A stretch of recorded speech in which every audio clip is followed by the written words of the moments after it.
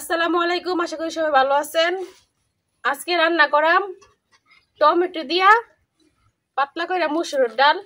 এই যে মুসুরের ডালটা কিন্তু আমি আগে থেকে ভিজায় রাখছিলাম। ভিজায় রাখলে ডালটা কিন্তু তাড়াতাড়ি সিদ্ধ হয়ে যায়, এই জন্য আমি আগে থেকে ভিজায় রাখছি।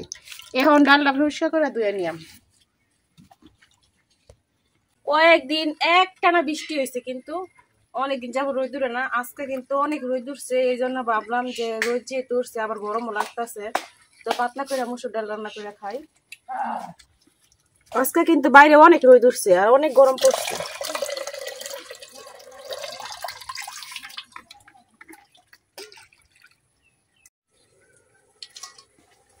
ডালটা কিন্তু দয়ে গেছে, এখন আমি সরাসরি কড়াই দিয়ে দিতেছি। যেহেতু আমি পাতলা ডাল রান্না করাম, এই জন্য কিন্তু পানিটা একটু বেশি দিতেছি।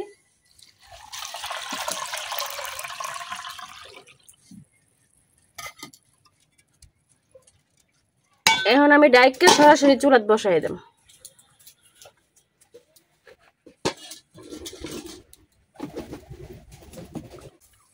ডালের মধ্যে বলো কাটতে এটা আমি এইটা পেঁয়াজ রসুন যে টমেটো আছে টমেটো গুলা কাটতে নিতেছি।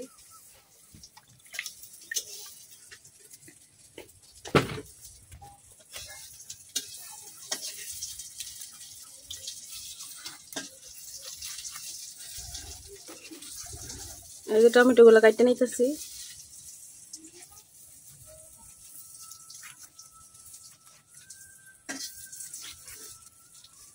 এখন আমি পেঁয়াজ রসুন সিলাই লইতেছি।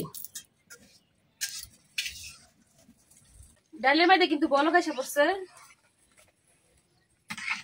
ডালটা আগে থেকে ভিজানোর কারণে বলক ওঠার সাথে সাথে কিন্তু ডালটা সিদ্ধ হয়ে গেছে। এই যে আর একটু সিদ্ধ হইলে এই জায়গাতে আমি সব মশলা দিয়ে দিলাম।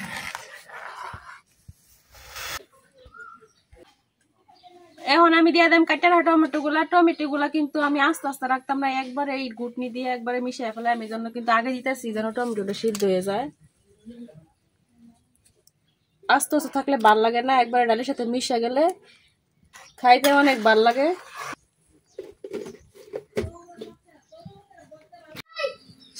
দিয়ে দিতেছি একটু হলুদ, দিয়ে দিতেছি ধনিয়ার গুঁড়া,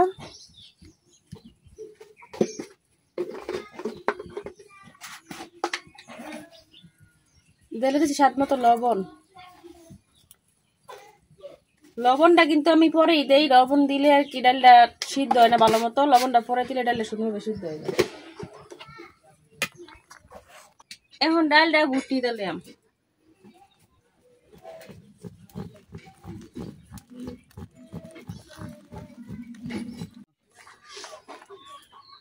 আমার কিন্তু ডাল ঘুটনি দেওয়া শেষ। এখন আর কিছুক্ষণ জাল দিয়ে নিলাম, আর 2-3 মিনিট মতো জাল দিয়ে নিলাম, তারপরে কিন্তু আমার ডালটা হয়ে যাইব।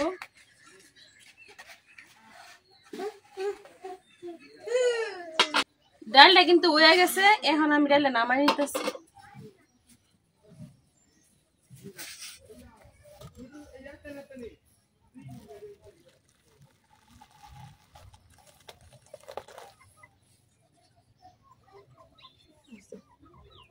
ডালটা বাগার দেওয়া লাগে কিন্তু আমি আবার কড়াই ভয় দিতেছি।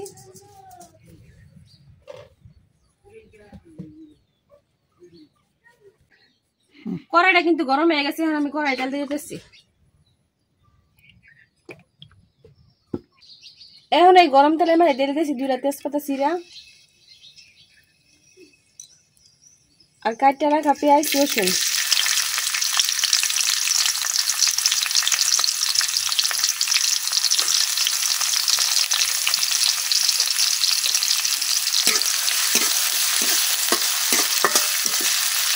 পেঁয়াজ আর রসুনটা লাল লাল করে ভাজতে দিলাম।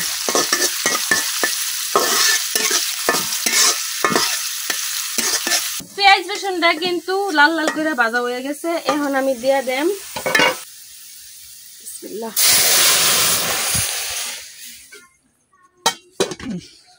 ডাল বাগার দিয়ে আমরা কিন্তু সাথে সাথে গুঁড়া দেই, নাহলে কিন্তু বাগারের যে গ্রানটা আছে ওই গ্রানটা কিন্তু জায়গা। গ্রানটা গেলে কিন্তু ডালটা খাইতে ভাল লাগে না। গ্রানটা থাকলে ডালটা খাইতে, ডালের গ্রানটা যে আছে এটা অনেক ভালো লাগে।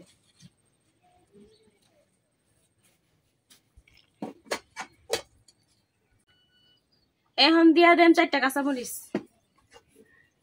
আস্ত কাঁচামরিচ দিতেছি, আমার আবার আস্ত কাঁচামরিচ খাইতে ভালো লাগে। মরিচটি কিন্তু পাকনা লাল হয়ে গেছে, এই জন্য আমি একটু পরেই দিছি। এখন 2-3টা বলক দিয়ে ডালটা রান্না করে নেব। ডালটা কিন্তু একবার পুরোপুরি রেডি। এখন বলক দেওয়ার পরে 3-4টা বলক উঠছে, এখন আমি ডালটা নামাই নিতেছি।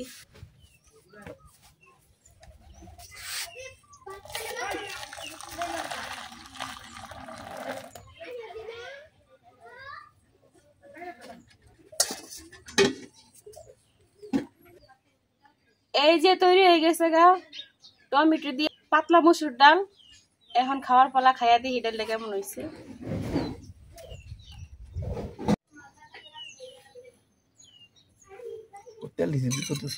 এখন খাইয়া দিই। গরমের দিনে পাতলা পাতলা মসুর ডাল কিন্তু অনেক ভালো লাগে। এই যে টমেটো দেওয়াতে কিন্তু কালারটা অনেক সুন্দর হয়েছে। আমি টমেটো কিন্তু একবারে ঘুটনি দিয়ে টমেটোটা কিন্তু একবারে মিশিয়ে নিচ্ছি ডালের সাথে।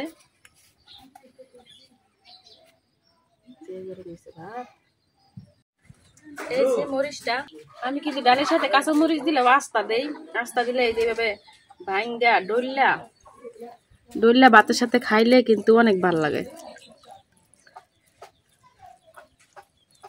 বিসমিল্লাহ।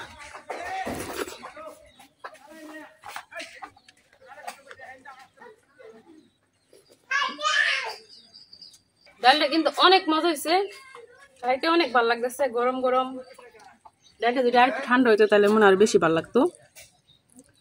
গরমের দিনে কিন্তু ঝুলের তরকারি, পাতলা ডাল এগুলা খাইলে কিন্তু অনেক ভালো লাগে।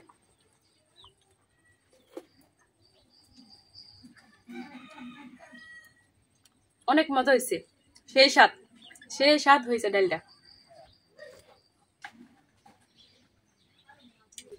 এখন খাওয়া দাওয়া করি। আজকের ভিডিও পর্যন্ত। সবাই ভালো থাকবেন, সুস্থ থাকবেন। আল্লাহ হাফেজ।